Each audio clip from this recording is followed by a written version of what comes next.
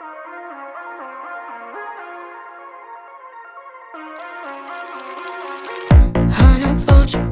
but you're intrigued. She's got something that you think you need. She's irresistible, she's unobtainable, and you wanna try.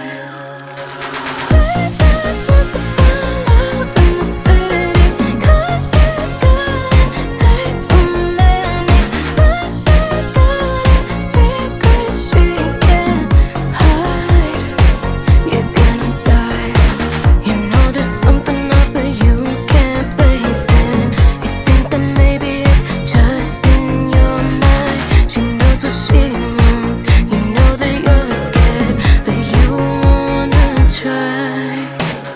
She just wants to find love in the city, 'cause she's got a taste for many, but she's got a secret she can't hide. You're gonna die. She's a VMP. Thank you. So don't be shy. Come on in. If there's okay, there you are. Hi, hello. One of our amazing scare actors. Give it up for a scare actor. Yeah. So we are here tonight. Okay, which do you prefer? Just this or this? Use the mic. Use the mic. Save Okay. your voice. Okay. You're so smart. I have a show on Tuesday nights. Okay. Thank you. Okay. So that being said, I am Giselle. I put this together, and also bloody hell pins, because some people are confused, like, whose business is that? That's me. So it's all me. It's me. But that being said, we have some amazing guests for you tonight, amazing panels, and who doesn't love to celebrate Black History Month? And most importantly, who doesn't love to celebrate horror? Awesome. So our first guest for tonight is Puma, known on Instagram as Puma Does Cosplay. Could you give it up, please? And we are going to do an interview. Are you ready? I'm ready. Yes. And if you'd like, we can open up. If anyone has questions at the end, feel free. Don't be awkward, please. Just raise your hand. Okay, we're grown. We can raise our hands. Okay. And also, Puma, once we finish the Q&A, she's gonna take the reins a bit and talk about her experience, not only as someone who loves horror, but as a Black cosplayer and a figure for the LGBTQIA+ community and all the other amazing work that she does. So let's get started. Ready? Yes. So the first question I have, what got you into horror and cosplay? Okay, so I got into cosplay, regular cosplaying first. I didn't really know what it was. I was always seeing people like LARPing and doing stuff, and I'm like, that's weird. And then one time, my friends had started a con, and I actually just went on the way to work one day, and I was like, oh, you can just dress up every day if you want, and Halloween's always been my favorite holiday, so I'm like, okay, I'm gonna start like trying to dip my toe in the water, and I got a lot of really good feedback. A lot of it was like, oh, hey, I wish I could do that, or hey, I don't see anyone that looks like me. And so that's kind of what made me want to continue, because I'd be like, oh, I'm not that good. You know, I'm always doing my cosplays and everything on a budget because your girl broke. And I think people seeing that like I could make certain things look the way they did, just like spending $40 on a cosplay instead of like a few $100s, I think that really inspired a lot of people, because I'm like, you don't need a lot of money, you just need like hopes and dreams and determination. So and lots of glue and So that's what got me in first, was cosplaying, and then I didn't even know about like the haunt industry or like the horror community conventions or anything like that until I want to say it was like 2022. So it was actually very recently, and I went to Halloween Depot, and I got to meet Tony Todd, and that was just like, he was like more amazing than I could have imagined, because like I was just like fangirling, I was stuttering, I was like, and he did, he's like, what do you want me to write? And I said, say something that Candyman would say, and he's like, Amber. He did his voice, and he's like, be my victim. And I was like, oh, like I was like giggling like a little schoolgirl. And so I remember seeing like the scare actors walking around, and I was like, what is, like, it was like a whole different vibe than like just regular cosplay, because you don't have like scare actors, that come at regular conventions. So just doing that, knowing that I can meet like my favorite like celebrities, I was just like, oh, I was hooked like instantly, and it was just like from there I was like, okay, so now I get to do like more spooky, you know, like I'm so used to doing like cutesy like pinup and like, you know, cute little stuff. So getting to delve into that, my dark side, has been so amazing and so fun, and I'm really glad I get to share it with everyone. That's awesome. I love it. That's what you have. But I want to really quick follow up before my next question is, it's interesting you bring up Tony Todd. I'm jumping ahead here, but it's important. R.I.P. to Tony Todd. For me personally, we will jump ahead in the questions just because it's so important. Tony Todd was like, I remember crying when I first saw Candyman because I was like, there's someone like me on the screen. Like, it was the first time, I would think it was like 5. I should have not been watching Candyman. I should have been watching anything I was watching. Sorry, Mom. But I remember crying, like I wasn't scared. I was just like, there's someone like me finally in films that I love so much. Because I remember, I think I was 5 as well when I first saw Halloween. So of course I love I love Michael Myers, you know, but I started to notice that pattern at a very young age, that there was no one like me. So for me, Tony Todd was just like that person, and I'm so honored and lucky that at Creep by Econ, I think it was 2 years ago, I got to thank him in person. And you and I are so lucky we got to meet him because he was such a trailblazer for this community, you know. So I just wanted to bring that up, and I want to say, going forward, what was it like when you first saw someone like you, in a horror movie? Like, did you kind of have that same experience, that same feeling of like, wow, like there's someone like me in something I love so much? Oh yes, definitely. So I still consider myself an 80s kid. I was born in 88, so I've never grown out of it. Yeah, so 80s horror has always been my favorite. I feel like Kincaid, oh gosh, Full from People Under the Stairs, and Tony Todd were probably the first black people I saw in horror movies. But I can't remember which one I saw first. It might have been Kincaid. I think it might have been Kincaid. But just like seeing that, like I was way too young, obviously. It traumatized me for a while. Couldn't take baths for a while because of Freddie, you know. But yeah, and so just seeing someone at that age, I'm like, oh, okay, there wasn't many. So it was kind of like interesting. I'm like, oh, there's not that many of us in there. And then luckily now we have Jordan Peele, and you know, horror's kind of evolving a lot and being more diverse. So I just hope it continues to go in the right direction. I hope so. Hopefully this is a start. I don't have to like count on my hand how many black horror characters I can think of. But it really is like so impactful, and not always necessarily in a good way, that you don't see people like you. Like, representation is so important, and I'm not gonna get political. Who gives a fuck? Fuck Donald Trump. Okay. No, we're gonna get political. Black History Month. We're celebrating Black History Honestly, Month. you can't cancel Black History Month. Fucking q&as, bitch. And I'm sorry. Are you chilling here? Are you chilling? I'm sorry. Anywho, I'm sorry. I was holding that in today. I'm sorry. Anywho. That's why I love you. You know what I'm saying? I'm not sorry. You right. But I remember just feeling like so left out. Like so left out, and I feel like so many other people can relate to that, and especially when it's a genre that you love so much, when you don't see that representation, it greatly impacts you. It's like, well, what's going on? And it's like, well, what are we gonna do about it? You know, we might not be big, we might not be these, you know, like you said, we be almost $40 budgets, you know, it's true, it happens, you know, but we can still make an impact, and that's why I'm so grateful you're here tonight, because in just your short time of being at least in the horror community, even before that, you are making an impact for other black people and for little black girls and boys and they, thems and everybody in between. Like, that's so important. So thank you very much. Thank you. Yeah. We got a few more questions because y'all know I can okay, but I'm trying to keep it a little less than usual. All right, so this next question is, do you think, we kind of talked on it, but I would like to hear your perspective. Do you think the horror community and the genre has gotten better with representation? You already kind of answered that, but why or why not? And what would you do differently if you had, I wouldn't say had the power, because I think we all have that power right now. Even like this event is something, you know? But what would you do differently? What would you change if you could? Oh man, I don't know. I'm trying to find the best way to give as many other black creators like opportunities that I have. Like, you know, from this event, like I was like, okay, let me try to put the word out, put my little antennas out.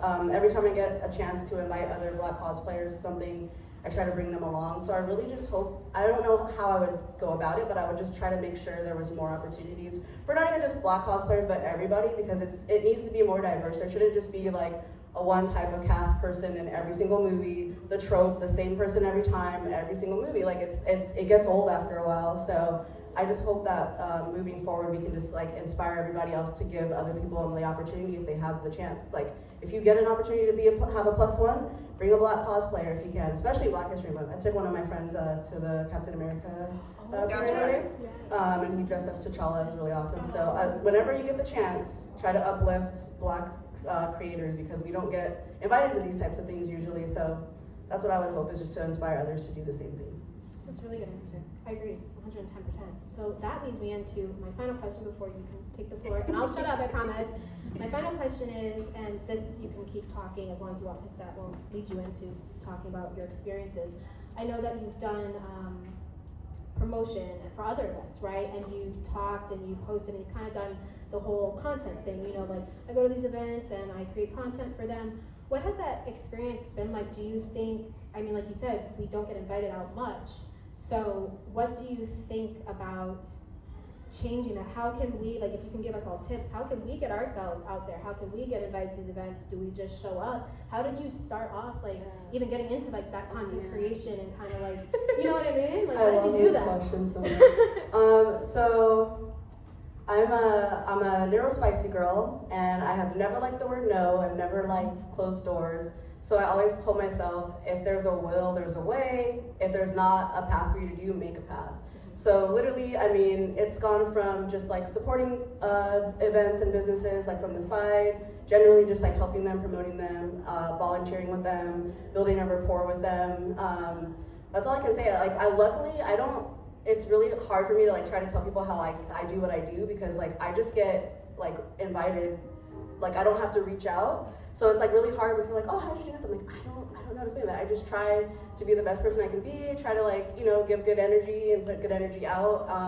But all I can say is just like always just kind of go after something. If you can like network, if you can get emails, like I said, if you can bring someone as a +1, always do that to get the door open for other people. But yeah, so basically when I started, I think a lot of it helped when I started going to like the Marvel premieres.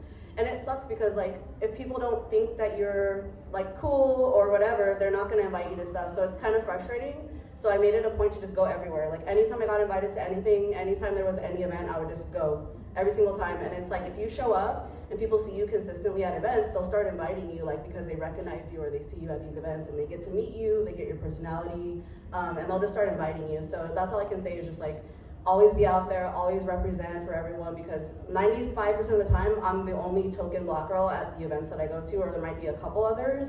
But if you just need to be seen so that they can be like, oh, you know what, because I met Tim Burton a few months back at his Star thing, and it was just like, you know, everybody's like, Tim Burton doesn't put Black people, you know what I mean? And like I saw him, I met him, and he was just like, and he was so sweet, and he loved my outfit, he loved my prop. So it's just like people like that need to see you, because then they can start being like, oh, let's put more diversity in our movies because it's time, you know? So just always show up and show out. That's a good answer.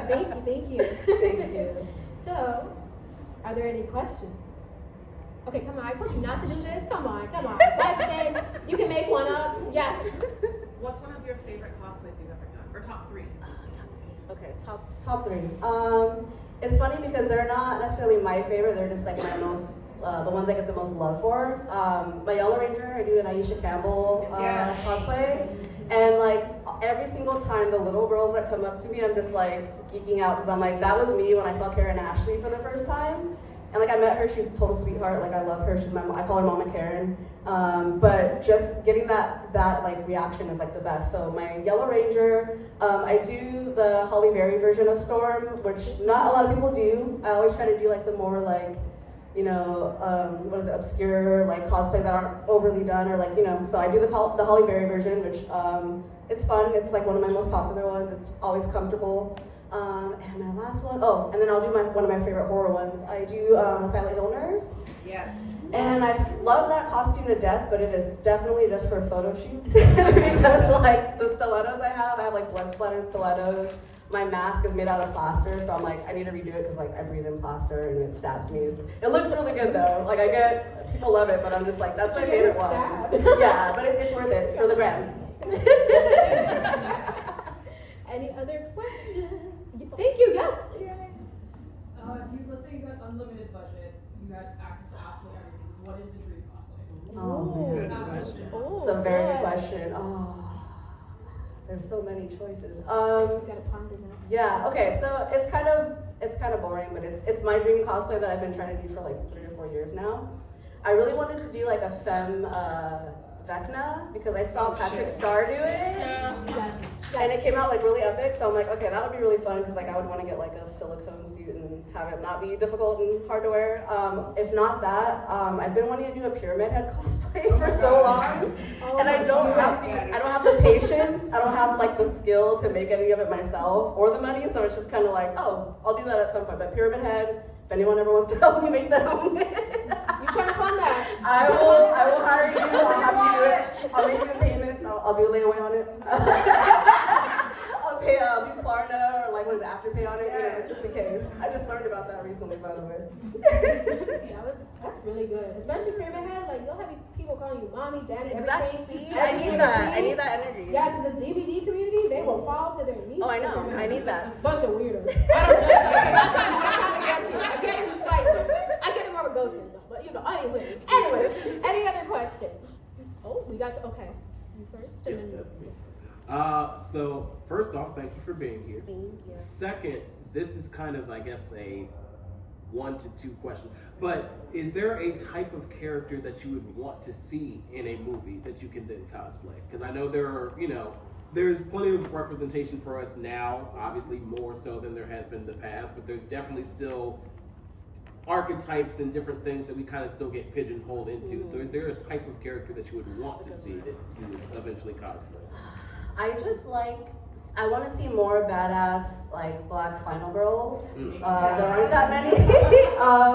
One of my favorite characters is I don't know if anybody has seen the show, but Roberta Warren from Z Nation. That's like I love that show. Yes. I'm obsessed with her so much. Like I cosplayed her one time, and it just like I felt so powerful because she was just like tearing shit up over there. Sorry, Susan. But I want to see more characters like that, like more showing off that we're also articulate, we're smart. That we can do, you know what I mean? Like we're strong. Like I don't like seeing like us die first or us being loud and ghetto because we have to be or whatever. Like we need to have more movies where it's like showing off like what we have to offer to society as well. Like it's not just, oh, it's a black girl. It's like, no, she's badass. Like I don't want people separating that. I just want that to be like a badass character that everybody loves.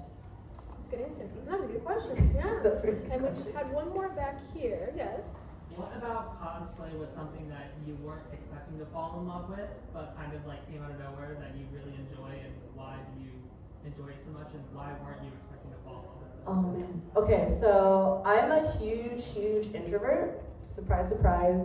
I have like really bad social anxiety, and so pretty much the one thing that I didn't expect to happen with cosplaying was like it built my confidence. I learned how to speak in public, obviously. I wasn't really good at this growing up at all. I always used to hide in the corner and never raise my hand. So I think what I didn't expect is like the friendships that I would build. Like I've had so many like insanely like once in a lifetime like amazing opportunities happen just from me cosplaying that like I couldn't even ask for. It's like, oh, like it's insane to me that like so much has happened just from like me throwing on a costume and meeting. I've made so many cool friends, so many good connections. I've met a lot of like my favorite celebrities that I wanted to meet, and oh gosh, I just got to do a lot, and I hope that it really inspires other people because I've had multiple people come up to me like, hey, like I want to do this, like do you have advice? I'm like, if you ever have a question and you want to find me on Instagram, like ask me questions. If you're like, hey, where'd you get this, or how do I get some cheap shoes, or how do I make this out of this, like I will always help because I love like people asking me questions and like picking my brain about like how to make a cosplay affordable. So if you want to learn how to cosplay on a budget, I got you. Tell them the Instagram one more time. Oh, at Puma Does Cosplay, so Instagram and TikTok. Perfect. Any other questions before we wrap up? Going on? No? All Thank right. you so much. Thank you, everybody.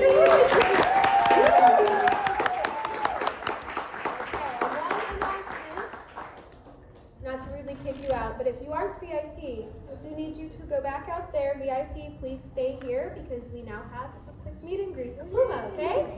Thank you. And the next show, the next panel, not a show. The next panel will be at 8:15 instead of 8, okay?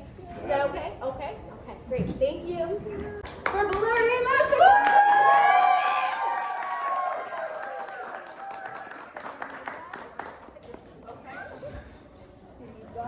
Hey, bitch.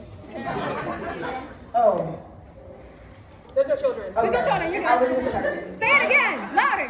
Hey, man. I was checking where there'll be children. Thank you all for taking the assignment. I have to Thank be you all. sure. She said a bad word. I did. And I'm gonna baby, say some more. I'm gonna say yes. We're gonna say a lot more. Best believe that. I would just like to say it's a common courtesy of our podcast. We do have a 5-fuck minimum. Yes. That includes the audience, so you can out loud or in your brain, or we're not facilitating that, but it's no rules over here. Let's just give one more round of applause to Giselle to for throwing this incredible event. Okay, we live in a fucking society right now. It's insane. So spaces like these that are safe are sacred to our community, and we have to do the best that we can in order to nurture them, because it's hell out there, literally. It's hell out there. So this is the best that we can do, is be there for each other, and I think that's number one, right? It's about the community. It is about the community. And if we're not all here in the room, what the fuck is it? So thank you. Yes, indeed. Okay. We are a fucking blurty massacre. Thank you. My name is Zero Gravity, and with me, as always, is the deadly and very spiteful Sheree the Slayer. Thank you. There's gonna be some strays. Yes, many strays. If Richard Dreyfuss is in the audience right now, then I don't know what to tell you, baby. Is he still with us? Unfortunately, he is still with us. This hour. Yes. And trust me, we do be checking. We be Googling. Is he still with us? Unfortunately, he is. I'm so sorry for that, man. Gone way too late. Not soon enough. Not soon enough. But we're not here to talk about the people that we loathe. Okay, we're about to talk about the people and the art that we love, with the community that reflects that, the community that we love. So thank you all for sitting here and listening to our goddamn madness. But we're gonna talk about some history. We're gonna talk about some Black horror history very quickly, because Giselle has us on a schedule today, and we're gonna leave some time to open up for Q&A later. So let's start at the beginning, shall we, Sheree? Yes. There is a movie, unfortunately, that is still taught in schools. I didn't know about this film until I took a random film 101 class in college, and it's called The Birth of a Nation. Has anyone heard of The Birth of a Nation? Yeah. Okay. The collective cringe. It happened to us. It did. It did. And I'm so sorry. Yes. I'm very sorry. This Birth of a Nation is technically the first wide release film, like ever. Okay? This is a film that was screened in Woodrow Wilson's White House for the people. It is not a horror movie unless you're brown. If you are brown, it is a horror movie. It depicts, unfortunately, oh my God, I hate that I have to say this right now. Unfortunately, it depicts a Black man, right, who is really just a white man in blackface. Okay? And a white woman who was running for her goddamn life because, oh my God, this man is so scary, and he's going to capture me, and he's going to do unspeakable things. Yes. Crazy. Right? So this could be a very nice revenge story where this woman survives and prevails, but really no, if you are a brown person, this is fucking horrifying. Yeah. It's just another racist movie. It is, it's just another racist movie. One of the first of many. We're gonna start getting them, and we don't ask for them. I'll name names later. So basically, our horror history begins with the beginning of cinema. I unfortunately learned about this movie in a film 101 class, not because of its racist history, but because it was the first feature film to exist. And it wasn't until I started getting into film theory and Sheree as well that we learned that there was a lot fucking more to learn about this film than just distribution. This is the beginning of Black horror history. Yeah. Okay? Yeah, can you imagine? No. Can you imagine? Hey y'all, Black history is starting in film. It's racist. Thanks. You want a sequel? No. But we've come a long way. We have. And so let's skip a good deal. Yes. Skip all the way over George A. Romero. and talk about our guy, George A. Romero, who is one of our favorite allies. It's screwed as far as like releases and things because contracts were awful back then. Yes, they were. But the fact that it's free means everybody gets to see it whenever they fucking want to. And we get to see Dwayne Jones being Ben, who ran that fucking house. He was like, "You're the boss down there, I'm the boss up here, bitch." He did. Um, You can be boss down there, but I'm fucking boss up here. And I think we need to take that quote and need to run with it, especially in Donald Trump's America right now. Yes. We need to be the boss up here. We need to show up for our communities, just the way that fucking Ben did. Listen. As the boss upstairs. I don't know what y'all talking about down there, but this is the way that we run and we maintain our communities up here. Right. It's important. Listen, you and your zombie daughter do what you want downstairs. We're fighting. We're moisturized and we're listening. Like, A blessing. If you're not familiar with George A. Romero's discography, okay, I urge you, now is a really great time. George Romero was an ally. yes. He was an ally, the late George Romero, may he rest in peace. This first film, Night of the Living Dead, was commentary on the civil rights movement. And he took that and ran with it. So every single night of the dead, y'all know what I'm talking about, of the dead, Day of the Dead, on the Dead, whatever, so on and so forth, is political commentary. And I would like to say right now that horror is political. It's always been political. It will never not be political. There is not a horror movie that is not political, even if it's not, and even if you think it's a goofy comedy. Because, like, it's political when you break it the fuck down. Yes, it is. Casting, who made it? Like, what are the themes? What are the messages? If you're just throwing things on film, what are you? Because it's not a filmmaker. And so, if you're a filmmaker, your art is political, and you should, like, support what you're saying, or look at it and evaluate it and do differently. Yeah. But what do I know, Mr. Leon? We're getting names. All right, it's happening. Thank you, Giselle, for the open bar. I really appreciate it. Really appreciate it. So let's move on and let's talk about Blackula. Okay? Cassie Strange has a really cool fucking rug out there of Blackula's face. Did you see that? I didn't see that one. Yeah, you should take a look at it. I'm She taking said home. she just finished it, which is very awesome. Blackula is what some people consider is the first true black horror movie, right? It is a film that stars a black protagonist, and it also has black people behind the camera as well as in front of the camera. Blaxploitation was kind of weird. It was because, again, as many things, criticism is mostly white people. And during this era specifically, they were happily racist. And so they're just like, oh, just black people, it's shit.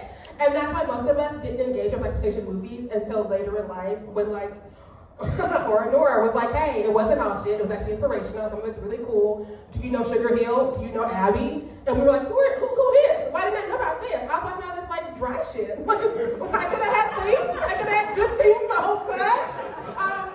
And that's why through spite, most of us becoming critics, they're on Rotten Tomatoes now. And we're gonna slowly fix that shit. I know that's right. Listen, we should tell the people about our little mantra. We have a mantra here on Blurty Massacre. Through spite, anything is possible. Do we say together? Yes. Through spite, anything is possible. Yes. Stay spiteful, my friends. Stay spiteful. Stay spiteful. Keep that spite battery charged. It's gonna be a long time, y'all. Yes. What? It keeps our skin looking very clear. Listen, I'm 99. You can't tell. I'm spiteful. Try me. I'm actually 9,000 years old. Listen, you can't tell. You can't. No. You know why? Because spite. Won't you do it? Well, yes, she will. Yes, she will. So Blackula is, although it is a blaxploitation film, there's some issues, right? There's some issues with blaxploitation cinema. A lot of the time, it is black stories told by white people. Unfortunately, our outfits look amazing. Yes. Our outfits look amazing. Jumpsuit. The jumpsuit. Marky Bay should have been a Marvel superhero before Marvel was really like seeing black people. I'm gonna side. We have rants. So Sugar Hill, all representation. Marky Bay, if you don't know it, now it's time to watch it because we're in that 28-day window where people are bringing up the black movies. So you can find her on something. I don't know what, but she's there until 28. Get on if you've not seen it. It's inspirational. This woman's living her baddie life in the 70s, and like these gangsters like murder her like fiance, boyfriend. He's not important. But she gets the revenge because she's like, how fucking dare you? Because they tried to muscle in on his like property that she's going to be running because they murdered the love of her life, I guess. And so like she's like, oh, are you trying me? Through spite, anything is possible. I know that's right. This bitch goes to like the voodoo lady who, because there's always an older lady who's doing witchcraft, I aspire. And she's like, hey, I want to get some revenge. And she's like, do you know about zombies? Well then. Marky Bay now has kick-ass afro, kick-ass jumpsuit, and she's smacking people in the face, and she's taking back what is rightfully hers and sending people to hell. Through spite, anything is possible. I did this movie as a child, and I'm really mad I didn't get it until I was like 5 years ago. Yeah. This is the one thing that we know that we can do confidently is we can put these people on. Yes. We can put these people on to the movies that we deserve to have seen when we are 8 years old. Listen. Because unfortunately, we are horror fans, and I know that you guys are watching some inappropriate shit way too fucking early. And it should have been Sugar Hill. It should have been. It should have been Sugar Hill. I'd be so much more spiteful if I had her grown up. Imagine the power. I would be president. Oh my God. But We would be living in a different America right now. I want to go to Yale. Not Yale, but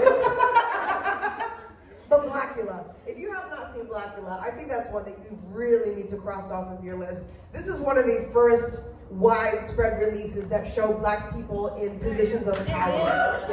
Oh my God, he's joking. He'll come back around. Yeah. This is, Blackula is a man of power, okay? And I'm sorry, you're gonna watch this movie and you're never gonna look at Dracula the same fucking way. That racist piece of shit.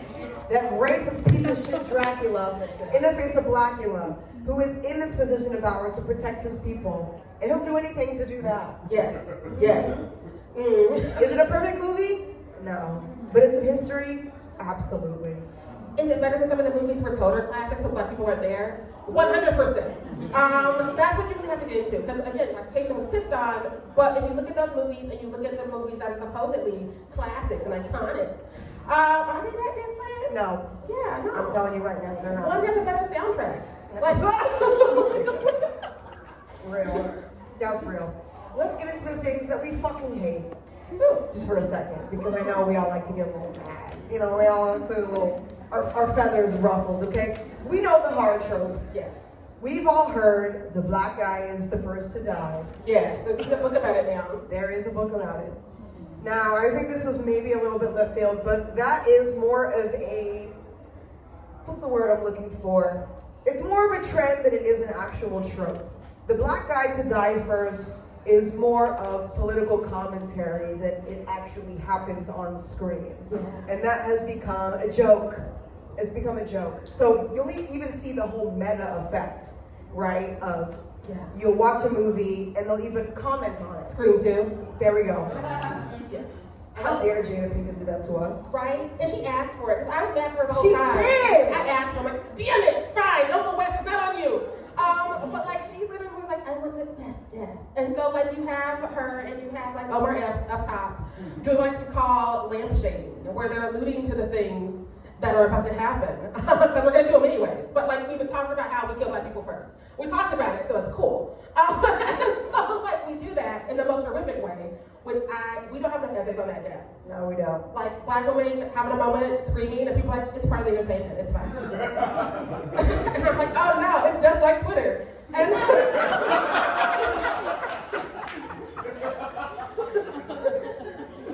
black guy dies first is almost kind of a lampshade, right? Because there are a shit ton of other black horror tropes that because we're so focused on the black person dying first, maybe we could be a little jaded and not realize the other tropes that we have in cinema, which are equally as fucked up and important to highlight. Yep. Right? So we have the sacrificial Negro, right? Annabelle. Annabelle. And if they disrespect Alfie Woodard one more time, I'm gonna fight back out here and fight somebody, just so you all know that's why you bill money. Okay? Every time she pops up, it's just like, oh no, they're gonna kill you, get her thing. She's like, I'm already dead, baby. It is not honorable.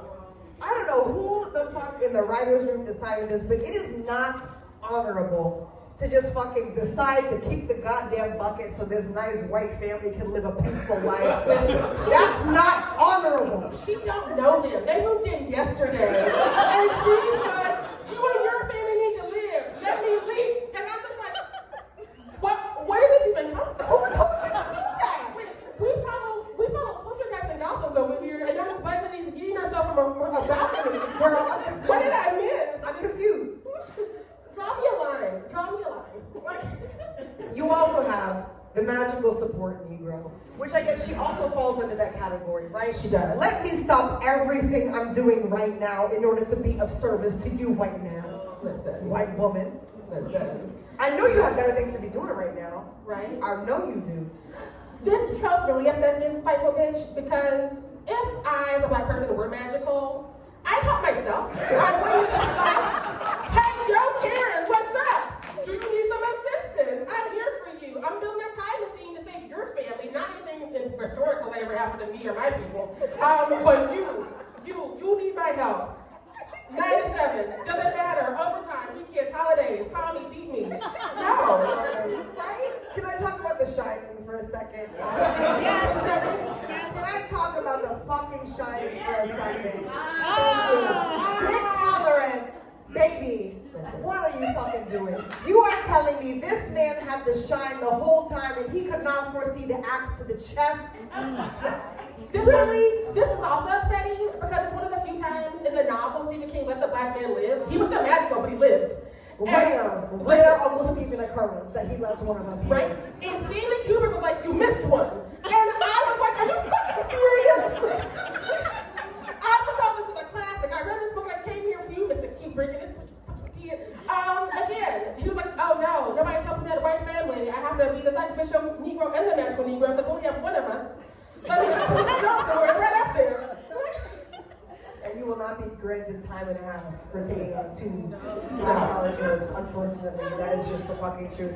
We also have the comedic relief Negro, okay? We have the brother to the side to crack a joke when things are getting heavy and then fade into the background. Scream 3. Scream 3. Hello? Even in death. LL Cool J in Deep Blue Sea. Although that was the hardest track. That was the hardest fucking track. Y'all remember that song he put out? Yeah, like the deepest, bluest. If you've not, I'm like a shark's fin. The production quality for Deepest Bluest is more than the movie. I don't understand what the fuck LL was on, but he was like, this movie was cute, but I need a screen section, I need synchronized swim dancers, I have to have like an outfit that's special for every light. Also, like I'm gonna like be in the ocean. They're like, LL, what are you talking about? And he's like, I'm LL Cool J, do it! And it's cinema. If you've not seen this video, it is on YouTube. And it is something like phenomenon, let me tell you. Y'all need to watch this fucking video. And there's the making of too, where you can see the background, with this background dancer. She's like, this is what I did to get into the mind of a shark. As if it really fucking matters. It did it. I don't know whose idea that was, but hey, the records were sold, so Listen, I would say I would buy it again. I would. Listen. You know what? I think that I'm gonna play that on the Uber ride home. Me too. Yeah. His head like a shark's fin. What? Deepest, bluest, like a shark's fin. Thank you very much. Oh my God, that fucking movie, man. There's a meme. And I'm gonna warn you of it right now because Black History Month is not over. There's a fucking meme that goes around every fucking February that tells you that LL Cool J was the first black man to survive a horror movie. Girl, what? No. I mean, I'm honored. Yeah. I'm honored that it would be cool, LL, but you know, we have a history before LL Cool J. I know that sounds crazy to admit, but we do. We do. Again, blaxploitation is right there. Blaxploitation We is were right there. told it was all crap. So we were like, I'm not gonna watch it.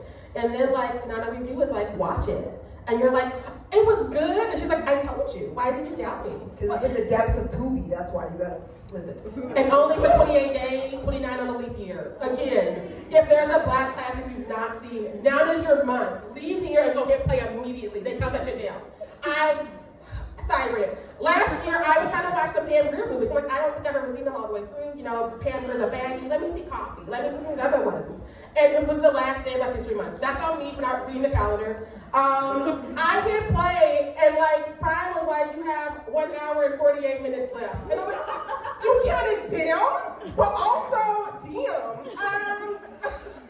And so like, could not pause, obviously, because I was trying to look at the timer. So I had to get to the eyeballs. Like, I'm glad I did that because it's gone now. This shit is wrong. So wrong. So we have the magical support Negro, we have the sacrificial Negro, we have the comedic relief Negro, right?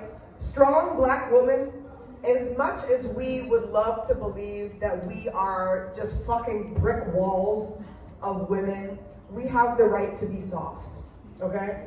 And I think we as a people, as black women, I'm speaking to the black women in the audience, we are as strong as we are soft.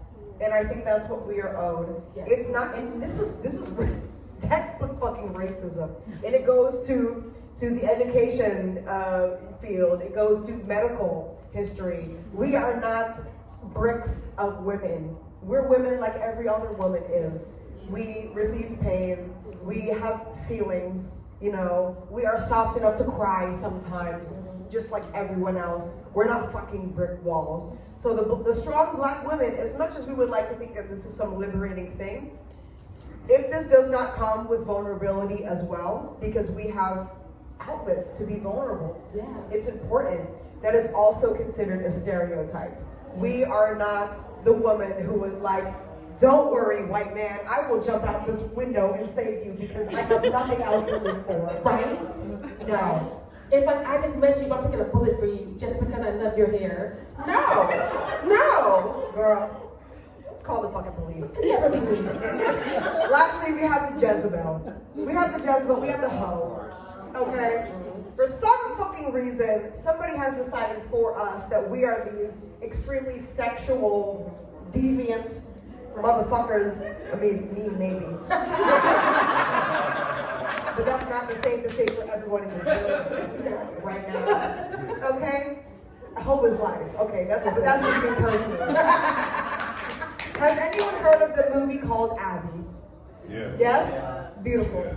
Was robbed. I'm gonna fight Warner Brothers. That's another rant. Abby, oh my gosh, she's amazing. This woman's father-in-law somehow is very shaky, sends a sex demon back to the States. And she catches the sex demon. And so now this Christian woman who's like a counselor and like the best wife, like everything, all compliments are in relation to her and her husband. It's like, you're such a strong woman, you stand by your man, you make a great meal, you cook a good house. And all of a sudden this woman's like, I don't like you, I never liked you, I'm backhating you, also I'm levitating and I'm going to the club. And they're like, she must be possessed. What? Did she just say fuck? Oh, she's possessed. We have a problem. And she's drinking and like sleeping around and she's living a good life. I mean, like, it's definitely the 70s, it's a little bit problematic, but I was rooting for Abby. I was, her and her demon. Yep. I was like, you're the sex demon or living a life, girl. What's going on? And of course, they're like, get the uncle in here. We have to get this demon out of her. She can get back to being the quiet, demure woman we know her to be. And I'm like, I don't like this message. Ugh. Let's reboot that. I'm sorry. Let's reboot that. Justice for Abby. I'm sorry, Linda Blair, girl. I love you. Right? I love you. Right? But let's get a little more spicy. Listen. Bring Abby back. Bring Abby back. You can only find Abby on Plex or YouTube because Warner Brothers Racism! That's the lawsuit, basically. They brought up to Abby and was like, it's too soon. It feels like The Exorcist. It's derivative. Shut it down. And so Abby left the theaters and never got a real release. You can't find a non-bootleg. Like, and those bootlegs on eBay are wild. I'm like, $400 for something you recorded off your mother's VHS? Are you snorting crack? What is wrong with me? But like, my girl is worth it. It's grainy, I know. It's hard to look at, I know, because again, it never got restored, never got a real release. But if you can make it through that, there's something there that's like really cool and kind of like, what if black women got to live? It's buried in there because again, 70s, not perfect. I'm not saying pro 100% Abby, everything, nothing's wrong with it. Do not go out there and quote me saying that ever. But I appreciate the spread of what happens when black women are liberated and free. We don't really get explored because again, it was made by men, it was in the 70s. But like, we don't get that from movies now. Mm-hmm. Find me one movie that's like, what if black women were liberated? Crazy. Right? Crickets. You're wild. Right? Tone it down. That's gonna be like, what if I went to brunch? Brunch! They do brunch? Y'all never visited Atlanta. The way that they do brunch, Abby quaking in her boots. Quaking in her boots as she showed up to a brunch in Atlanta. Listen, I'm saying, times will change. Let's talk about some milestones really quickly. Yes. Okay? There is a documentary out there on Shudder. I think you can also get it on Showtime. You can get it on Prime. If you can't, fucking open up your wallets and fucking pay for it. It's called Horror Noir. Mm-hmm. Yes. If you haven't, okay. Based on the cops, I feel like we've all seen it. I don't give a fuck. Watch it again. It's Black History. Can't play now. What are we doing? This is based off of a textbook from Dr. Robin R. Means Coleman in 2011. This is history. Mm-hmm. This is history from the mouths of people that were there. Yes. Mm-hmm. Yes. I've written it, I've starred in it, I've wrote it, Mm-hmm. I've directed it, so on and so forth. That is a bucket list. I know that a lot of us we live here in the horror genre, we've seen it already, but this is the one that you recommend to a friend first. Mm-hmm. It's important because we don't have anything like it. Yeah. If they're not a watcher, bitch, there's a fucking textbook. It just got a re-edition, Yes, it did. maybe like a year ago. Right? Read the fucking textbook. Do it. Like, it makes you a better horror fan. Because, like, we're all out here, we're like, I want to see more Black people. And it's like, here's this whole era where they told you saw shit, so don't watch it, and you believe them. Why are you believing white people? First off, I mean all of us, including myself, not just y'all. But, like, why am I listening to them? I was like, I'm not eating the food. Like, and I'm going to listen to you about Black exploitation movies. Why? So, like, you know, that internalized hurdle is really amazing. And I love that, like, now that we're doing them, we're just like, we can do this together. Also, these movies are in Shudder, because it's February. You got 14 more days. Do it. You know what you have to do. Listen. Move it. Get the stuff in. Get it. Please. Don't wait till the last night, like I did with coffee, because that timer's gonna set out. The timer is counting. It down. is. It's like an hour and 30. This is an hour and 31 movie. What you gonna do? Miss the credits, I guess. I don't know. Which I would not suggest. Please, I mean, as a good fan of cinema, stay in the credits. Yes. You never know a name that you might recognize. Mm-hmm. So Horror Noir is based off of a textbook by Dr. R. Means Coleman. Thank you very much. The documentary came short after. More recently, we have a book called The Black Guy Dies First. Mm-hmm. Very recent, 2023 release by Mark Harris, who runs the site blackhorrormovies.com. Yes. Follow Mark. Encyclopedia. Oh my God. Mark, the brain. Why does he know the blood type of every Black horror character ever? He's the encyclopedia. If you need to know something, then I would suggest going to blackhorrormovies.com. Thank you very much. Now let's talk about the new school. The new school, there is a term that has been adopted from our community called Jet Horror. Jet Horror is a term to use to describe Black horror from the year 2010 to present. Because if you haven't noticed, I'm sure all of you have noticed because you decided to purchase and or cop a ticket and come outside with your legs right now. But we are living in a Black horror renaissance, right? And it's fantastic. It's amazing. It is fantastic. We are getting the media that we were owed when we were 8. It's healing spiteful children who grew up. It is. My skin has never been fucking clearer. My credit score was raised the other day, and I was like, you know what, Costa must be working. Yeah, what? How you know? They just have that Candyman cocktail. And also, don't forget to tip your bartender. Thank you very much. Right. Thank you. Otherwise, they'll be his victim. Be his victim. So jet horror is a term that we use to describe horror from 2010 to present, but this was really kick-started and shot into orbit by Jordan Peele's Get Out, which unfortunately is a Blumhouse production. You're welcome. Listen, even a broken clock is right twice a day. Unfortunately, I have to admit that. Yes. Very rare, but we do have some good ones. It happened, and I was very proud. And then we went back to business, and I was like, well, It was fun while it lasted. right, but we had that summer. We did have that summer. Yeah. And then we came around because Broken Clock is right twice a day, and then Sweetheart came out. Yes. Has anyone seen Sweetheart? Yes. Yes. Okay, a couple yeses. Do you want to take it because you say haircut? Yeah. Yes. I didn't even know this was a Blumhouse production. When this movie came out, it was a straight to Netflix situation. And streaming, I love it, but I also hate it because it's not the best option that filmmakers can have for distribution because we can't always trust these streaming services to do the due diligence for our art. Yeah. Right? Sweetheart just kind of was dropped on Netflix, and then they put their hands up and said, it's there. We're allies. We're allies. We're not talking about it. Look at it. It's right there. Go ahead and press play. I'm just, I'm doom scrolling. I'm doom scrolling on a random Wednesday night, and I scroll past this movie. There's a brown girl on the cover, and she has a similar haircut with me. I love, a brown girl with skin fade. What the fuck is this about? Let me fucking see. This movie, Sweetheart, is a beautiful film to put in this category of movies that we have to describe the jet horror experience of modern horror. Yes. Because now we are able to, more often than not, they still happen sometimes, we are able to take all those tropes that we talked about 10 minutes ago and leave them at the door in order to produce something that is more complementary to the current Black experience. We're not all Jezebels. We're not horny 24 hours, 27 hours a day. We're not all willing to just give up everything that we've worked for in life to throw ourselves out the goddamn window so this nice white family that I nanny for can survive.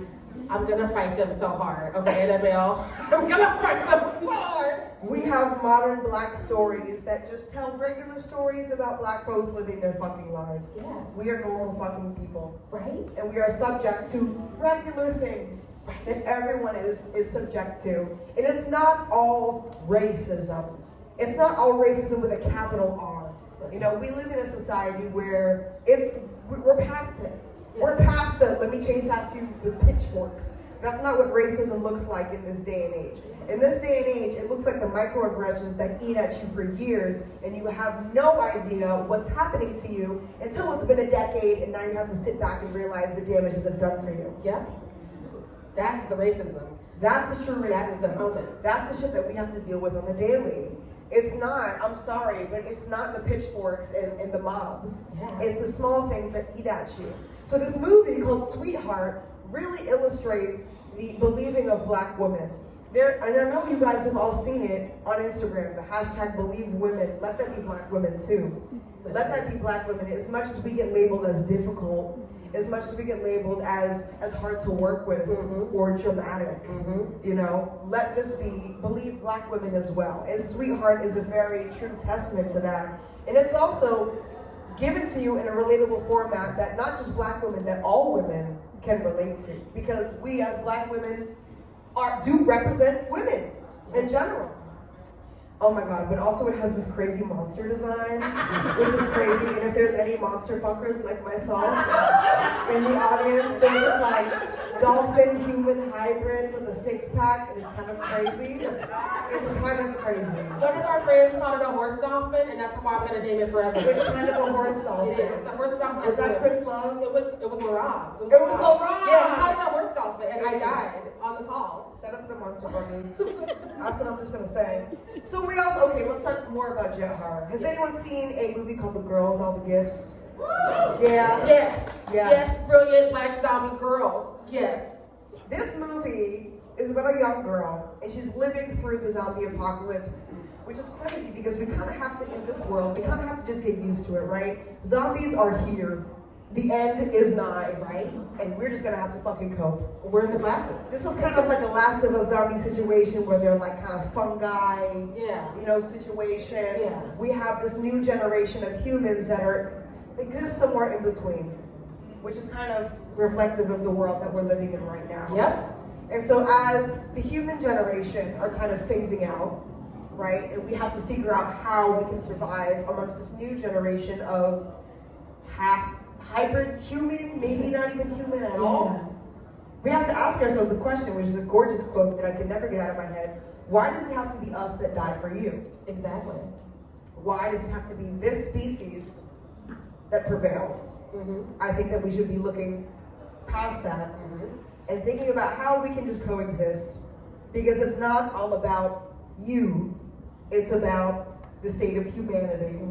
It's about the conscious people who inhabit this earth, not just about this one very specific archetype of human. And again, we're talking about zombies here, but the beauty of jet horror is that we are able to talk about themes that are socially relevant and politically relevant without having to make a fucking sob story out of it. You know, we can digest these movies, same as we did years ago in Night of the Living Dead. We can watch this movie like, oh shit, zombies are coming into my house. Or we can digest this movie as, you know, this is definitely commentary on civil rights and what it's been as a black man feeling among a sea of white undead. That man is punching white zombie after white zombie after white zombie. But it shouldn't be, you know, black and white. We can have these stories and you digest them however you see fit. And the beauty of that is that even if you want to digest The Girl with All the Gifts as just a zombie movie, you're gonna have these things in the back of your head and they're gonna come out, yeah, I heard about this thing on goddamn NPR. That kind of reminds me of this zombie movie that I watched yesterday.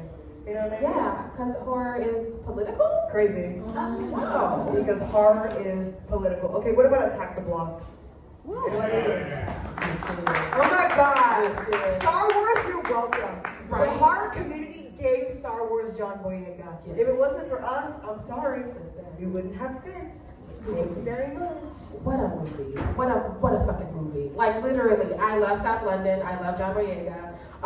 Yes, the gang was doing things. That's neither here nor there. But like when they needed to show up, they fucking showed up. They're like aliens on our block. Not today, Satan. And they squabbled up. And we had cinema. If you like Attack of the Block, I also recommend Vampires vs. the Bronx. Oh my God. Yes. I am a born and raised New Yorker, and this shit spoke to my fucking soul. Gentrification is happening everywhere, and our people are getting displaced. It doesn't matter what color you are. People are being displaced from their own fucking communities. How do we digest this in a way that we can still entertain ourselves and have a good laugh? Imagine if the gentrifiers were vampires. Okay? This real estate company that's buying up all of our local corner stores, all of our local bodegas, they are literally sucking the life out of our communities. And they happen to be vampires, but also Method Man was there and he looks good. Oh my God. He was so good. He played a priest and I'm going to hell. Amen. And I'm okay with that. Oh my goodness. I think this one is also still on Netflix. She lives on Netflix. It was dropped on Netflix. We've all found on accident in the pandemic. So many movies were yeeted onto Netflix and nobody said, hey, do you know his house is coming? Have you seen his house? Oh my God, his house. Cinema! We were all at home in 2020 and 2021, and critics who were not black were like, I don't have time to see it. You're watching Netflix all day, Judy. Hit play. My goodness. So I think we say all this to say there is a world where you can ingest black horror. I want to get rid of the stigma, thinking that black horror is something that's mundane, something that's aged, something you have to go back to the 60s, 70s, 80s for. It's not.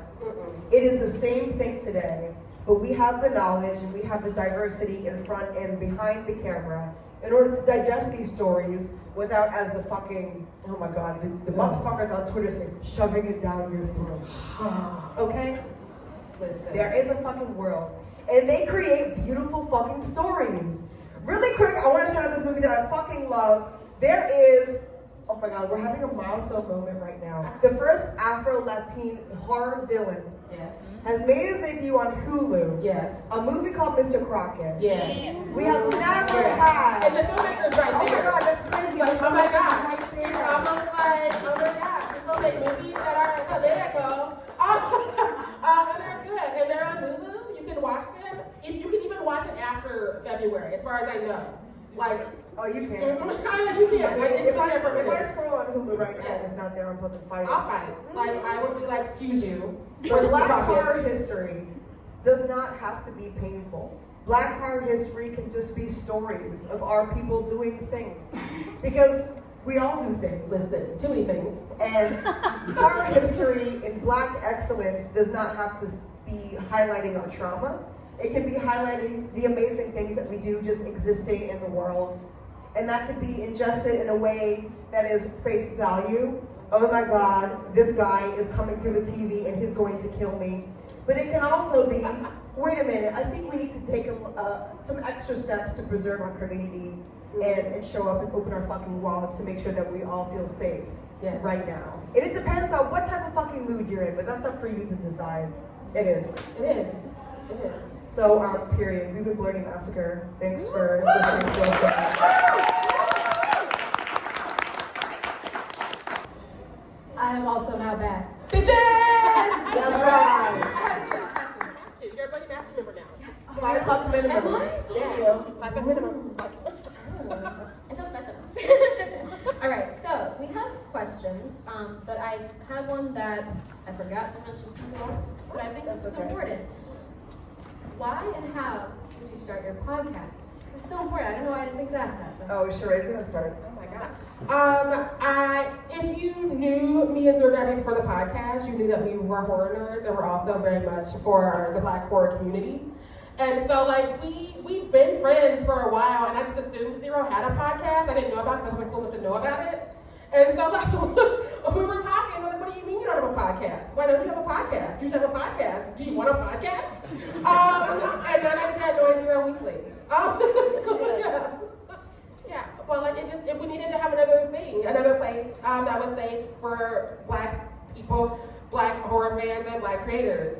And it's been kind of cool to do this. We start our 4th season Tuesday. Yes, season 4. That's wild. Thank you. I've always been curious. I'm like, how did that start? I just like bothering Because she just gaslit me is really what it is. She was like, are you fucking joking? You don't have a podcast? We're gonna start a podcast. And if you don't know Sheree has like 20,000 podcasts. So I'm just one single gem in her fucking Exodia. I don't know if it's Yu-Gi-Oh fans out there. I'm just a piece of her fucking collection. Because I was gaslit into being here. Thank you. And you're amazing at it. So I have talent. I don't know. Now we You're gotta a good figure- gaslighter. It's good gaslighting. Yeah, right? I'm gaslighting for good. Positive gaslighting. Ooh. Business cards. Yeah, thank you. You're welcome. So on to the next question. I'm asking everyone this one today because it's so important. Do you remember the first time you saw representation in a horror film? When you saw someone like you, and how did it make you feel? You're the first.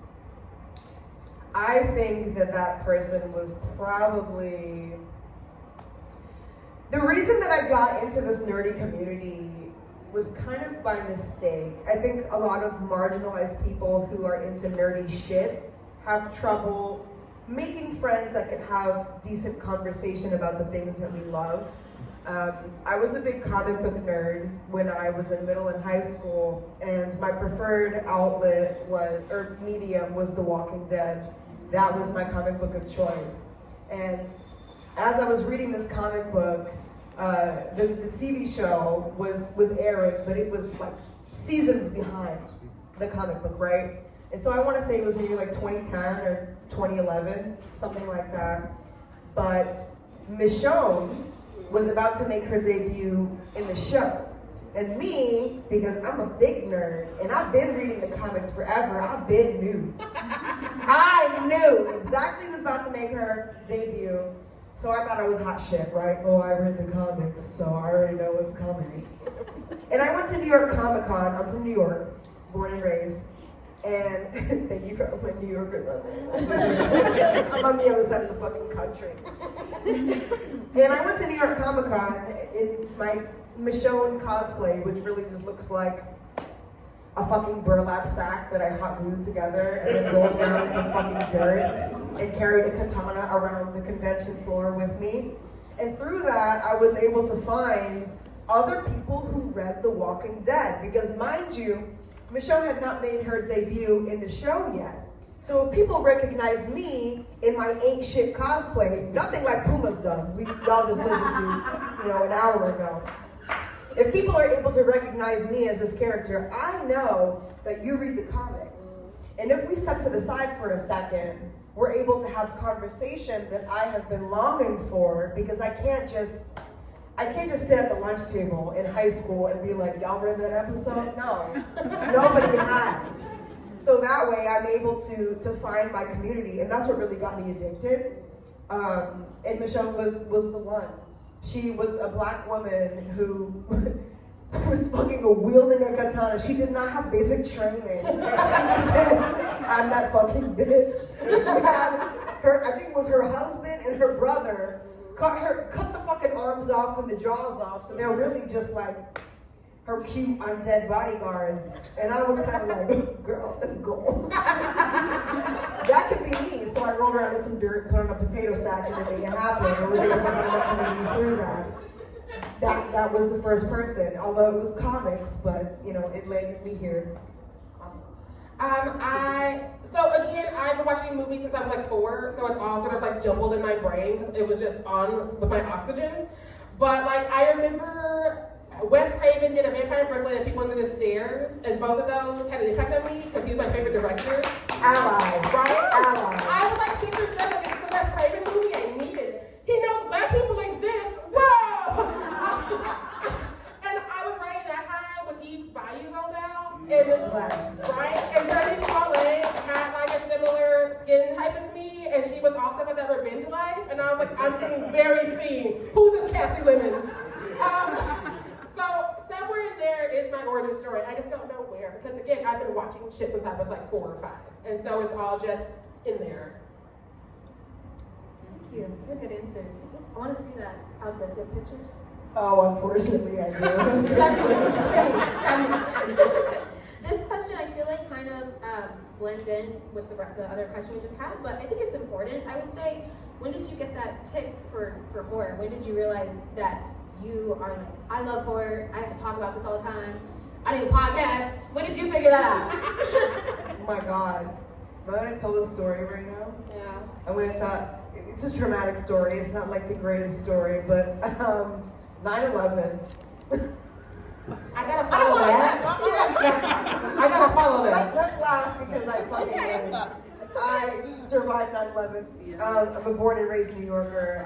I grew up in Lower Manhattan, and when 9/11 happened, and it wasn't until I decided to pursue horror and really study cinema that I realized that I probably got here because of 9/11. And then I realized now, making friends in the community, I'm kind of late to the game. Many of my friends, Sheree included, are like, you know, I just came out the fucking womb and there was Freddie. He was right there. And my mom was like, I'm looking the other way, honey. This is cinema. I got into horror later than my peers, middle school age. And because living through 9/11 was kind of traumatic, not just the event itself, but just how life was after 9/11, especially living in New York and being somebody who flies often. I had irrational fear, and it was really difficult to work through. And as a young person, I was scared of like everything, like irrational things, just because you never fucking know. I was scared of like the fuck people call the landline. I would not pick up the goddamn phone because you don't know who's on the other side of the phone. Those are creepy. The fucking pizza delivery man, I'm not fucking, somebody else go get the door, it's not gonna be me. And I kind of drew the line when I developed an irrational fear for like automatic flushing toilets. I don't know, girl, I don't know. I still don't know what the fuck that was. Like, it was gonna flush before I was done peeing, or like I was gonna get sucked up, or I really don't know what the deal was. And you know me, I'm like fucking 14. And I'm like, all right, girl, you can't live like this. Toilets was like, the landline was one thing, but toilets is like, You gotta draw the line. you're gonna have to pee in public eventually. And I wouldn't. And so I said, okay, you know, this is middle school logic, right? How do I build up a tolerance and be less afraid of the world naturally? And this was during a time where the internet was a lot less regulated than it is now. So I decided to start what we now call exposure therapy at 13.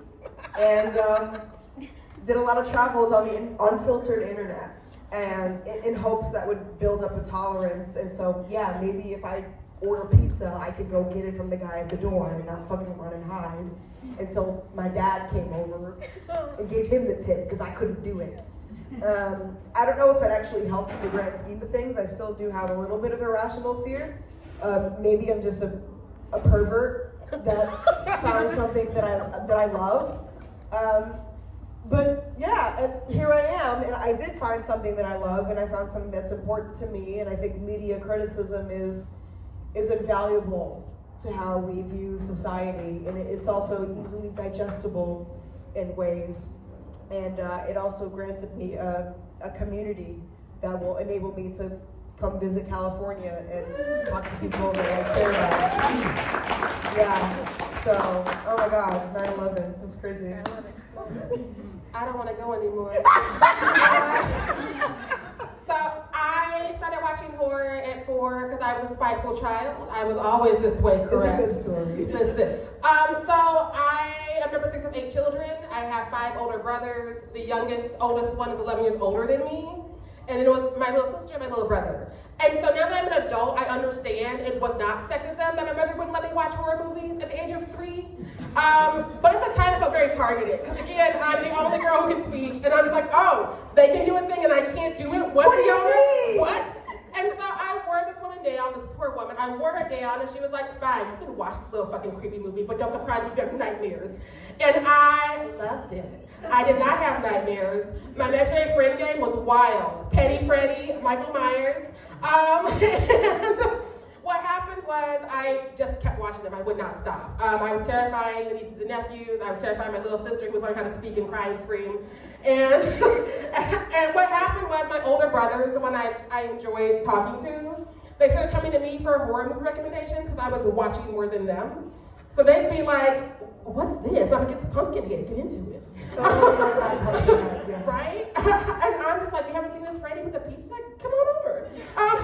And so it was weirdly kind of like, oh, I might know stuff as a child who's just barely learned how to read. Oh, this is cool. I like knowing things. And I kind of lost that because like you go to school and grad school and life just gets really shitty, and so you take a step back from horror movies. And then the pandemic hit, and I was at home like everybody who is here in the room. And I was like, I want to replay my horror movies. I miss them. They comfort me. Watching people get cut open at Camp Crystal Lake calms me down. And so I was like, I like talking about them. I still like making people watch them. Should I just see what happens if we do this on Zoom? And here I am now with 9 podcasts later. And I still don't sleep, but I'm still watching horror movies. So yeah, stay spiteful. Stay spiteful. And not feminism. Yes. Okay, so we have time for 2 questions from the audience. So whoever's brave and wants to ask a question. Yes. So I know you guys are both on the East Coast, but here on the West Coast, in terms of like being able to discuss movies and being invited to studios to see premieres and stuff, that doesn't really happen here for Black creators. There's maybe 1 or 2 people who get to cover these things. I know I had posed this question on Threads and you responded like you don't have the same opportunity just because that's not when premieres are. What can non-Black creators and studios do to kind of usher in and walk? Because what always annoys me is when like white people are reviewing movies that were made specifically for Black consumption, and I'm like, you don't fucking know any of these references. You don't fucking know. You have no life experiences with this. So, like, who are you to like give your like analysis of this film that you really have no life experience with? So, what can other creators that are non-Black and studios do to like incorporate more Black critics, content creators, and just like film fans into? I have 2 answers for this, I think. LA is very blessed because everything that's cool happens here. I live in New York where there's physically not room to do shit. Sheree lives in Minnesota. It's hot dish and depression. We're not seeing anything. I mean, I see Fargo. I love Fargo. I do. Don't you know? Betcha. You betcha. Betcha. Welcome to Minnesota. Want to know? Oh no! answer is just get rid of your fucking anthropocentrism. Please. Not everything revolves around you. The Substance was the fucking movie of last year. It is baffling to me that we have Q&As moderated by men.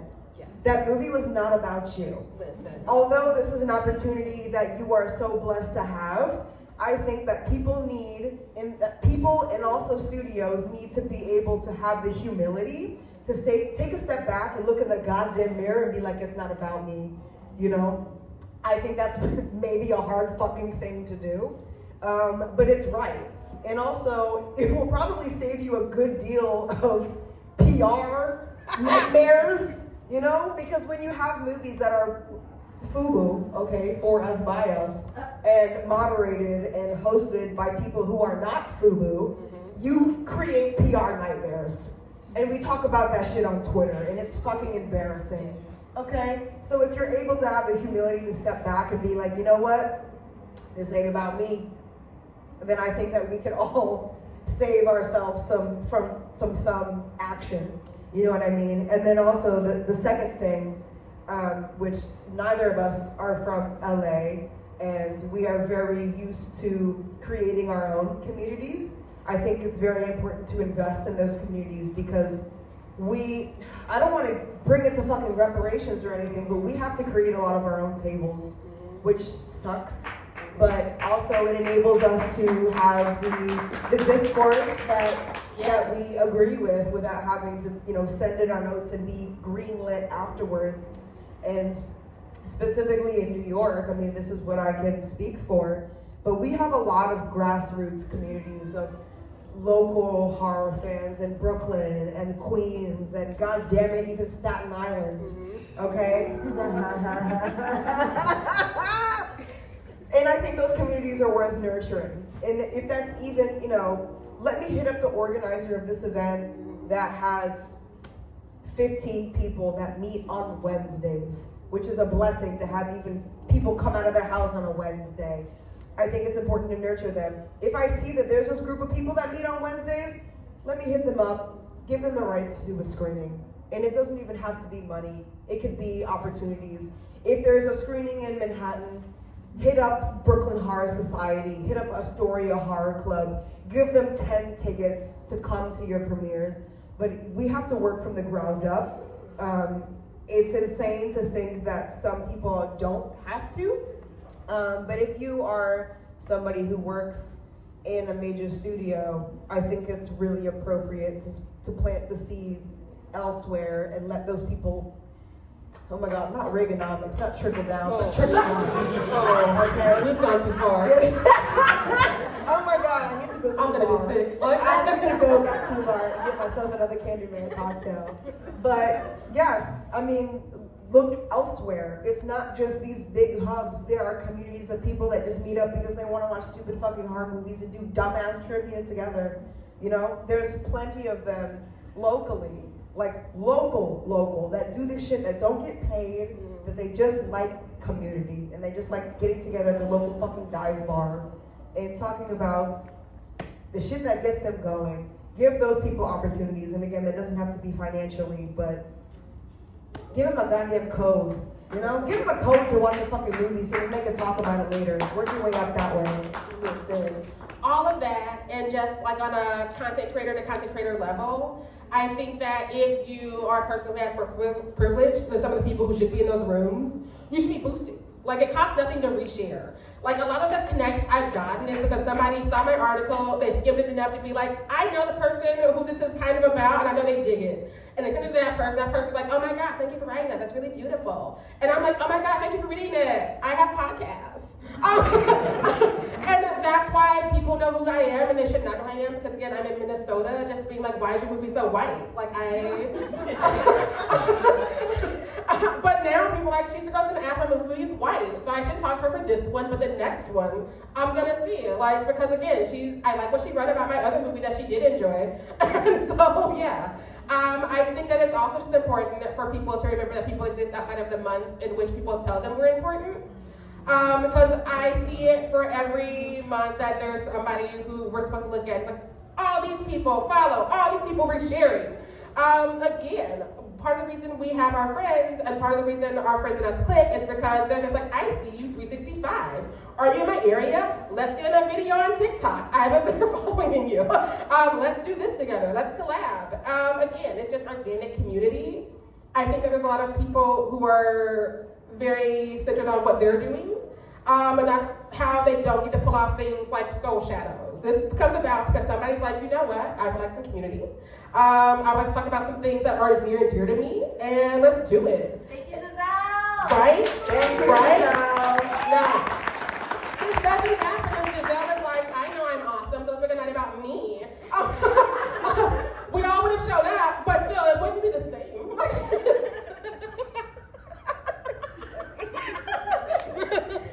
Those are good answers, and that's a great question, by the way. Great question. We have time for one more, just one. Yes, yes. Hello. Hey, Hi.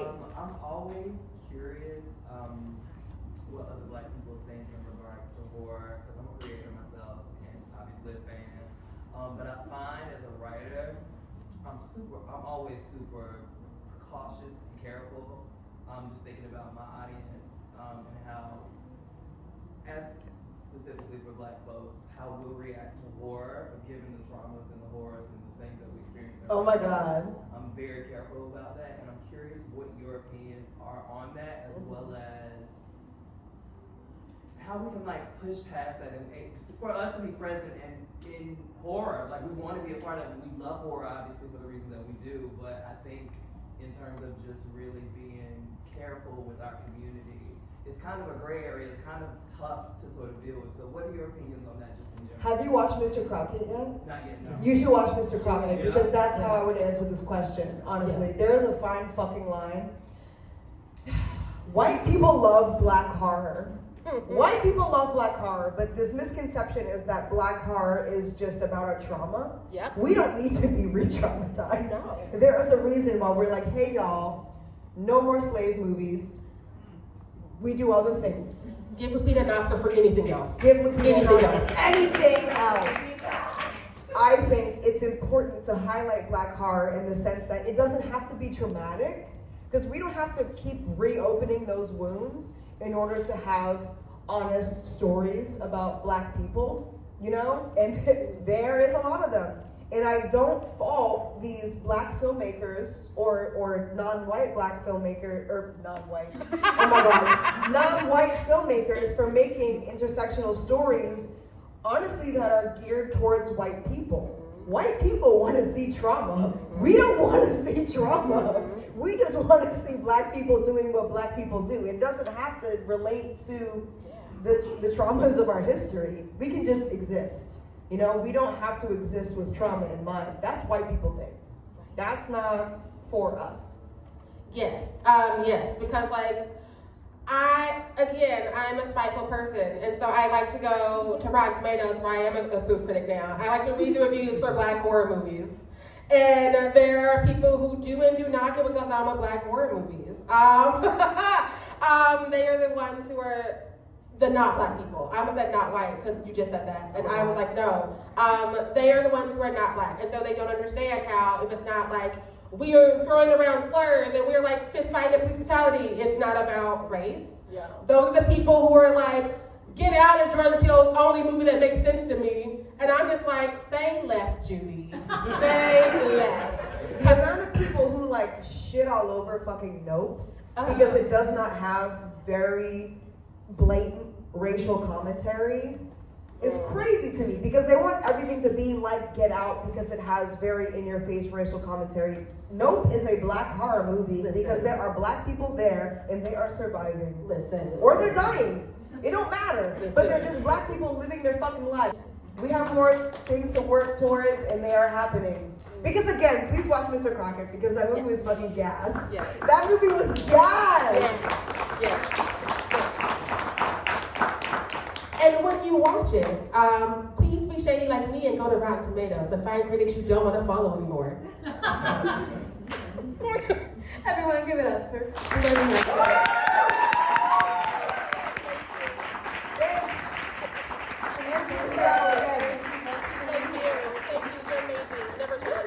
Never change.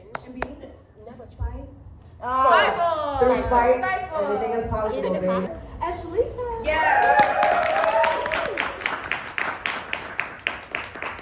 So we are very, very excited to have Ashlita here today. As many of you know, not only is she a burlesque performer, but also she has a magazine that we're going to talk about.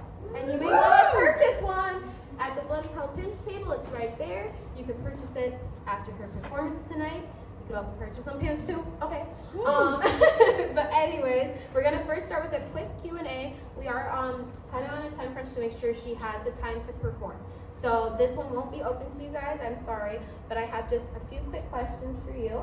And then we're gonna take a quick intermission so Ashley can get dressed, and then it will be time for the performance. All right. So the first question is, what got you into horror?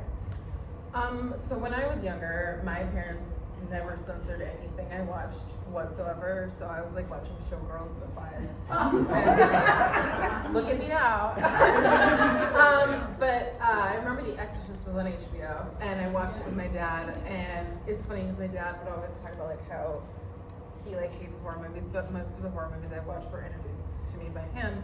Because eventually we got like the Sci-Fi Channel, and then we had all of this access to like watch horror movies. So that's kind of how I was just always exposed to it. And then as a neurodivergent girl, I got hyperfixated on it. And then I remember I went to school and I had this little white girl that was my friend. And I would always go over to her house, and she had like all these horror movies. And that was kind of like really when I like really got into it. Like I think like Scream and The Craft, and she just had this like really incredible library of horror movies that I had never seen before. So it just kind of like started at a young age, and it just never stopped. Awesome. Showgirls, is that what got you into burlesque? Yeah, That's my next question. probably. Okay, I was like, I think that might be it, but let me still just ask in case. You kind of answered it, but I still would like to know, what is it about burlesque that was like, I want to do that, you know? So my mom got me into like old Hollywood movies, but you know, a lot of them are, you know, pretty racist. And there's a lot of blackface in them, and there's not a lot of, I mean, we have like Josephine Baker, and Dorothy Dandridge, and Lena Horne, but I didn't really have access to those films. And so I kind of always wanted to be like this glamorous girl, and then I saw Showgirls, and I was like, oh yeah, I want to do this. And I just actually got into it through Rocky Horror Picture Show. Like almost every person's story where they go to the show, that's the first time that they're like wearing lingerie in public, and then in the beginning there is a Trixie performance, and that is burlesque number. And so my burlesque mom was the Trixie, and she was like, hey, why don't you like do this? Why don't you like come do this show? I got you a guest spot in this show. And that's like how I actually like started burlesque itself. Yeah. That's amazing. That's awesome. So how long have you been doing burlesque? Since, well, I couldn't do it when I was at UCLA because UCLA owned my image, and I could not profit off of it because I was an athlete. So once I graduated, I like immediately went into it, you know, because I had been going, I'd sneak away at like 30 and like go see Rocky at the theater that was closest to school. And that's kind of like how those relationships developed that got me into burlesque, yeah. That's amazing. So I have, let's see, this is good, I like this one. How do you combine your passion and love for horror and burlesque together? Is that something you can explain to us now, or do we have to just wait and see? No, we can explain it. So I think my number one thing for burlesque that is the most exciting for me is putting together the costumes. And a lot of like horror is inspired me. I do have a Grace Jones number as band. I'm not doing it tonight. I'm sorry. But like putting together that costume and kind of like marrying this like glamorous stripper vampire with like what I do was really cool. And like I found all these interesting ways where I didn't have to body paint myself the whole time. I got like this mesh bodysuit and I painted it with like stretchy fabric paint, so I could just put that on. And just like I love the idea of like creating things, making them work for like a repeated number, not having to body paint, but and then you know the skeleton number that I'm gonna do tonight. it's just really cool to like fabricate costumes and put them together and make them work and then make them like really over the top and beautiful, and then also make them functional so I can take them off. It's a lot of work. I know this wasn't on the list, but I'm curious. It's a lot of work to like. Do you sew by hand? How do you make this work? Like with the outfits. I don't know much about burlesque. If you can't tell. So I actually can't sew, but I can embellish. I can hand stitch. So usually I have local seamstresses in the burlesque community because we love to support the community and give our dollars to them. I'll have them make the bases for me. I'll sketch it out. I'll have them make the base, and then I go in and embellish it, and like make it specific for whatever, you know, like if it's a cosplay number, if it's a horror number, just like a standard burlesque number. And I have 2 more questions, and then we will take our intermission. The first one, as I said, I've asked this to everybody tonight because it's so important. When was the first time you saw representation in a horror film, and how did it make you feel when you finally saw someone on the screen make you? Okay, so when I was, because my dad did not censor anything I watched, we watched Tales from the Hood. Yes. And that was the first time that I saw like Black people in a horror movie and thriving. But then that little white girl Brittany, shout out to Brittany, she had the craft. And we watched the shit out of that, and fucking Rochelle, played by Rachel True. That's right. I was like, Yes. wait, a like Black girl who is into witchcraft like me. And you know, I was in elementary school, so there was a lot of like, oh, I'm like gonna pretend I'm this character. No one could take that character from me because I was the only Black girl in school, so I got to be Rochelle. And we had to like save witches. And really, she was like, I was like, oh, I have a claim to this community. You know, I can always reference her. And then Queen of the Damned came out with Aaliyah, and I was like, those are my girls. Those are the ones that I see myself the most in terms of Black characters, and these are the ones that I feel the most representation in terms of like specific to me and my personality and my tastes and my likes. It's amazing. Great films, great films. And the last question, I know everybody's excited to hear about this. You have your own magazine called Peekaboo Magazine. How did that come to be? Tell us more about it and when you started it. So I started it in the pandemic, and I don't know if anyone has seen the show Minx on Stars. It is about a woman in the 70s who's trying to create a feminist magazine, and nobody takes her seriously except a male pornographer. And he says, I will print your feminist magazine if you include naked men, and then we can market it to women in the queer community. And I was zooted when I watched this. So I was like, what if somebody did that with monsters? That would be cool. Like, don't you want to see naked monsters? Because I know monster fuckers. We have monster fuckers. Come on! Yes! And Yes, like, I'm gonna do that because living in LA, I have pretty good connections in terms of like people who work in FX makeup. So my friend Mara Rose, she worked on American Horror Story. Angeline, she does a lot of prosthetic work. She was like, if you pay for my supplies, I will do this for you for free because I can put this in my book and go out and be like, look at all these makeups I did. So that relationship formed, and really, besides my partner who like helps me with the graphic design, she's my right hand man. She really she does such incredible work. You can see it over there. That's for sale. But I really wanted to have a platform where I could uplift my friends in their artwork because, like we've all been kind of talking about tonight, not many of us get the opportunities that our counterparts do that are not Black. So I wanted to make my friends feel beautiful and, dress them up as monsters and take photos of them. Also, there's nudes in there. They're all naked monsters.